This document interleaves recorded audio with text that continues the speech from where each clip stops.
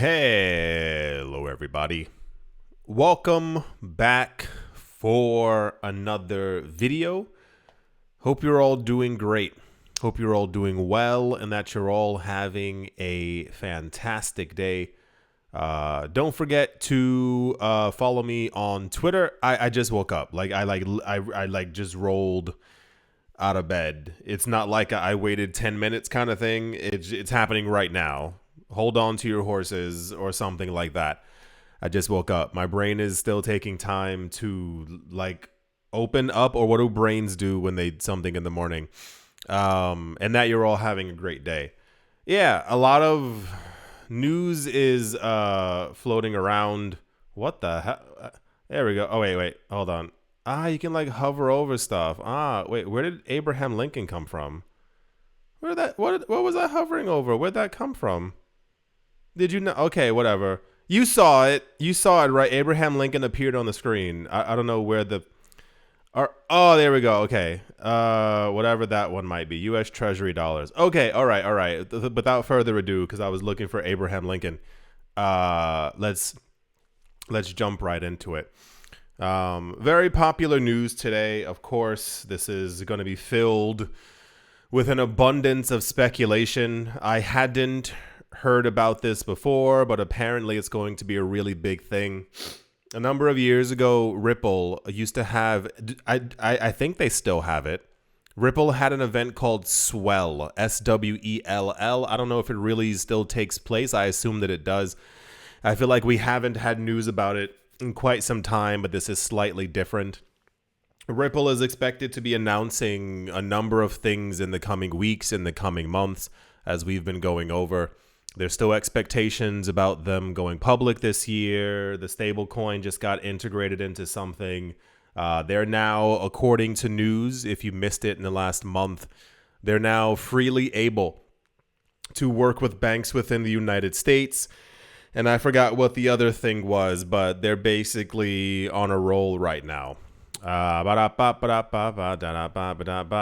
In a recent tweet, Brad Garlinghouse, the chief executive officer of Ripple, apparently invited the XRP community to join him at an event called the XRPL Apex 2025. That's why I hadn't heard of it. I think I would have remembered those string of letters together. Apparently, there's an event happening that is scheduled to take place in Singapore on the 10th to the 12th of June, called XRP Ledger Apex. I mean, who the fudge knows exactly what's going to happen, but if we can guess by the name, they're probably going to be talking about XRP, XRP's blockchain, and integration and a whole bunch of other stuff that they're doing. The time frame, oh my gosh, the time frame is also weird as well.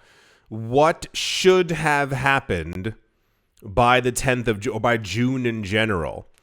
We should have either yays or nays for XRP ETFs within the United States.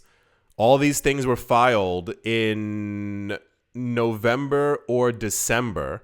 And I think we heard recently that the SEC, there was a whole rounded up thing around February and early March. They were like, no, we need more time to actually give the thumbs up for a lot of things, or we have to further review them. And everyone keeps matching stuff with information that's also out there. So I would assume that this event is probably timed to take place after the launch of at least one XRP ETF in America, with 17 of them currently being filed. According to the website of the blockchain conference that annually attracts a large number of I've never heard of this in my life. XRPL Apex? It says annual as if how long has this thing been going on for? We only hear about Swell every single year. Attracts a large number of XRP enthusiasts and speaker. Brad Garlinghouse will be one of the keynote speakers at the conference along with him. The shortlist includes Ripple's CTO and co-creator of the XRP ledger, David Schwartz, President Monica Long, and President of XRPL Commons, called David Bichiri. Cool. I assume they're going to be kicking up some dust as they do this. A number of years ago, whenever they would have the swell thing, they would give like information as to who they were working with or partnering with, but I think the stakes are a lot higher this year, so you'd better believe people are going to be waiting with bated breath to see exactly what they're going to be talking about at this thing. I don't know. Who knows exactly what's going to happen, but I assume big things. This was, of course, big news, as you can guess why. Ripple was in it, XRP was in it, and that usually does enough for people, not joking. I told people a year ago, and I think people are now understanding. A year ago, I was telling people, you don't understand how many people like really like Ripple, how many people really like XRP. But you'll learn, I promise, as time goes on, you'll understand just how many people have XRP and how big this entire project is. That's the XRPL Apex 2025 news. Sure, why not? Okie dokie. Let's move on. Also in... Whoa, that's crazy. Japanese-based company called Metaplanet is once again in the news. I get why, but it's also a little weird. Metaplanet has expanded their Bitcoin holdings. They have purchased another 696 Bitcoin for $67 million US. The company announced at the very beginning of April. If you didn't see recently as well, we heard that Tether, the people who make Tether, announced that they have purchased another 8,888 Bitcoin, and they're doing this like every couple of months at this point. And that didn't make popular news, but Metaplanet has a really weird following right now. I guess people are trying to see them get to their goals. What is this? What is this a photo of? What is this? It's four people desperately using Spider-Man webs to try and hold down a flying Bitcoin. What is this? What is this supposed to be? It doesn't make any sense. Just let it go. If a gigantic bee is flying in the air and you Spider-Man it and it's not working, just let it go to God. Like it's not there for you anymore. This looks insane. I don't know what that photo is supposed to be. There's always so many. Maybe they're meant to bring about discussion. I'm not really sure. The investment lifts Metaplanet's total Bitcoin stash to 4,046, valued at over $341 million at the time of writing. And they have to say that because Bitcoin's price is just all over the place every couple of hours. And here's the actual filing for it right here. Fantastic. Wow, I can't believe they wrote words. That's amazing. The acquisition comes shortly after Metaplanet issued a number of bonds, $13 million worth of bonds to buy more Bitcoin. Cointelegraph reported on the 31st of March. We're hearing about this company like every 2 or 3 days. They're just kind of always there. And here's the tweet for it right here. It says, buying the dip. Awesome. So Meta MicroStrategy Planet is trying to get to 21 almost said 21 million Bitcoin. If these people listen, give them an award. If they can acquire all 21 million Bitcoin, they basically deserve it at that point, because that's going to be difficult. They're trying to get 21,000 Bitcoin. They basically want a huge portion of all the Bitcoin that there will ever be, and they're working towards it. Sorry for yawning. They're working towards it. Cool for them. I'm still lightly skeptical, but they're probably going to make it. I'm skeptical as far as like they want to get to 21,000 Bitcoin, but if Bitcoin's price rises and other people start buying, it's gonna, they're gonna have to like rush and just throw a lot of money at the market. It's like, I don't know how people are weird. People got so angry when I mentioned that the United States is probably never going to get to 1 million Bitcoin. People were like, but they're being bearish. And I'm like, it's not being bearish. It's numbers. Like this shows me you don't understand how finite Bitcoin actually is. Like I don't have time to go over the intricacies of numbers with you. But yeah, the United States not the only one buying. It's like literally hundreds of other companies that we keep hearing about all the time. So cool. Good job, Mask Planet Face. And I hope that you get more of those coins or rupees or whatever that you're trying to buy. Okie dokie. That's the Bitcoin news. Moving along. Also in news, I'm not going to say the word popular, but people were definitely talking about it. Grayscale's trying to like get whatever they can, and I don't know what's going to become of any of this. Grayscale, famous for being not only gray, but also having scales, a number of years ago, tried to get their funds, trusts, transformed into ETFs within the US. They were told no. They told the SEC, if you do this one more time, we're going to sue you. The SEC did it one more time, and they sued them. And now Grayscale kind of has like a golden pass, what have you, when it comes to getting ETFs. They've been trying to convert a number, like this is not the only one, like a number of their funds into ETFs. I think we heard about a Solana one. They're trying to convert their XRP trust into an ETF. I think Litecoin as well. And there was another one. Was it HBAR? I don't remember. Grayscale's doing a whole bunch of stuff at the exact same time. And usually market optimism picks up whenever there's some kind of Grayscale news, just because of the amount of weight that they have behind them in being able to get one of these things through. So the general idea is if Grayscale can do it, then definitely BlackRock can do it. But if Grayscale gets one through, then other companies will begin to file for these same things as well. Grayscale is seeking approval to launch yet another crypto ETF with a NASDAQ filing of 19B-4. This time it is for the coin called Avalanche.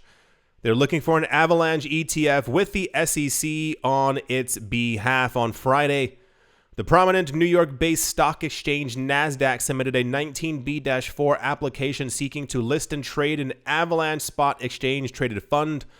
The filing, done on Grayscale's seeks a rule change to offer alternative exposure to Avalanche, the native token of the Avalanche ecosystem. Cool. Let's see if it ends up going through. It's normally a good like wink, kind of, if the NASDAQ or the CBOE are filing it on your behalf.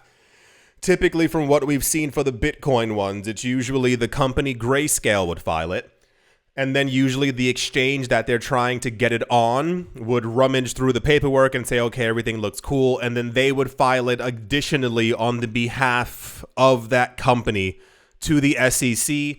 The SEC is then given time to kind of look it over. And then we end up seeing it on that website. I forgot what the website is called, but it's that website where basically it's kind of like the last step. You know, like it gets like the ticker symbol, so people then know, okay, this is definitely going to be a thing. We'll see. I'm personally, I'm really, like, honestly, I'm very excited for the next like 2 months in particular, because I've been really looking forward to seeing if this new SEC is as crazy as we all think that they are. With around, this is now number 48.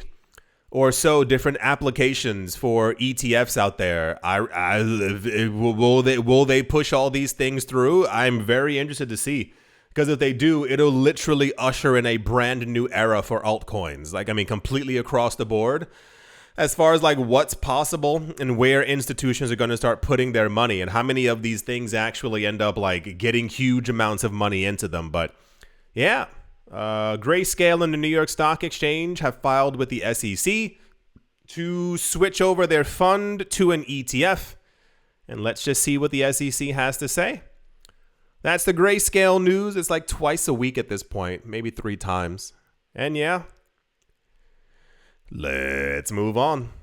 I can feel myself waking up more and more. Like, it's like such a nice feeling. I'm almost like delirious sometimes when I wake up. I don't. Have you ever? You must have. Have you ever woken up and you don't know where you are? It's one of the craziest things in the entire world. One time, it was like 1,000 years ago. I was moving somewhere, and I remember the building had no elevator, and I had to lug all of my stuff up to the 6th floor.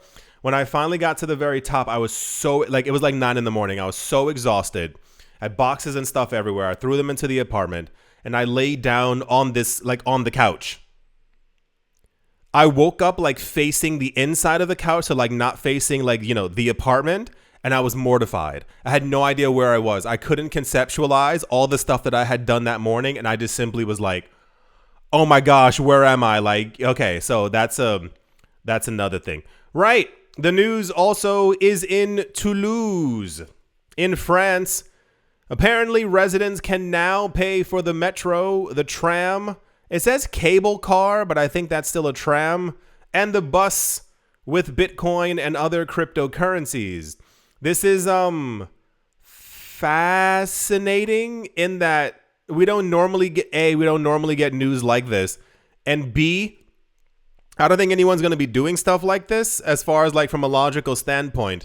If you haven't noticed, all the people who like wanted to sell have kind of sold. So we know that like the other retail investors are kind of like out of the market, and the people who are like here and like stood strong, if you will, are like the long-term holders. Long-term holders aren't really on a quest right now to like relinquish the coins that they have. Like larger wallets and smaller wallets, people with 1,000 Bitcoin, people with 1/100th of a Bitcoin. Everyone's waiting for Bitcoin to go to $1 million. It's kind of like years ago when we had companies that you might have missed this wave of people trying to siphon coins from everyone. It's like 2018, 2019. We had so many companies being like, you want to buy socks? You want to buy bread? Anybody really? I'm not joking. People were like, hey, you want to buy an airplane? It just costs Bitcoin, and they weren't selling it. This is why you don't hear about it now, because they weren't selling any. The people who are really here for it aren't like going to relinquish their coins. I think it's cool that they like have an initiative like this. It would be cool if Toulouse and the rest of France actually did this like in unison, like, hey, you can pay with it everywhere, so that in like 15 years people had like the legal way of doing so. But this is always kind of like a really weird, blatantly obvious thing where a country, a city, a state, a store announces that they're accepting Bitcoin, and like they just want it from you. There's no other reason to actually do it. They announced this in the middle of March. Toulouse became the first European city where crypto could legally be spent on public transport. The move comes as France actively seeks to deploy various crypto-friendly services. That's also kind of a lie. It is reported that Cannes is also working on a payment system that will accept crypto from residents. We already have like 95 of those. There are so many cryptocurrency companies that, it's one of the most abundant things in the space. These companies who will work with you as a bank, a company, an institution, a corner store, not a joke, for you to, like, you know how like when you walk into a store, how they have those like machines where you can tap and swipe your cards? It's kind of the exact same thing. Like there are companies already there for that. You don't have to, the city of Cannes working on their own payment system is the most nonsensical thing that I've ever heard in my entire life. Even if they just had, you know, like a little machine that just accepted it on chain, they wanted to go through all these other services, and it's like, what are we actually talking about? So cool. I think I went to Toulouse when I was younger. I don't remember. It sounds familiar. Oh, no. I'm thinking of Carcassonne. Never mind. Don't let it go. Anyway, cool. Wow. The tram and the cable car. I assume they'll make about 15 euros from this. I'm not expecting anything spectacular. Okay, thanks, France. Merry Christmas. Moving on. Also, this should have been more popular news, but I think a lot of people just actually don't care about actual adoption and growth within the space. We got news 2 weeks ago, 10 days ago, some time ago, that apparently from the SEC, you might remember this was kind of the end tail of the Ripple v SEC kind of thing, where Ripple was asking for like clarity from the SEC, like, can banks legally work with cryptocurrency companies and deal in crypto? And then the SEC released some really weird thing. They were like, yes, Banks within the United States can legally work with cryptocurrency companies, especially those who don't have a lawsuit against them. And these tokens are not securities, like that kind of thing. This seems to be the next step. It's actually amazing, and I'm not used to it. The amount of regulation that we're getting, because regulation years ago was like a very dirty word. No one could say it. It just wasn't a thing. Nobody wanted to talk about it and yada, yada, yada.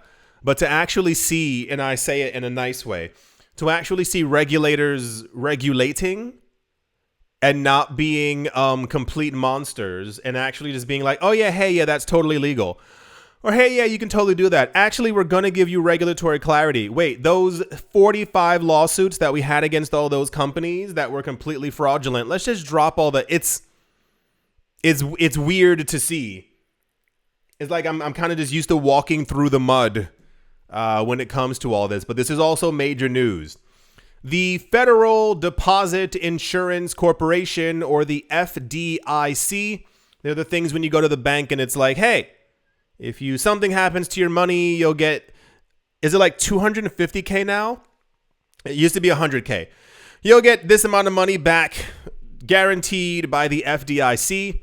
They have issued new guidance. The FDIC has issued new guidance allowing FDIC supervised institutions to engage in permissible crypto-related activities without prior agency approval. This is gigantic.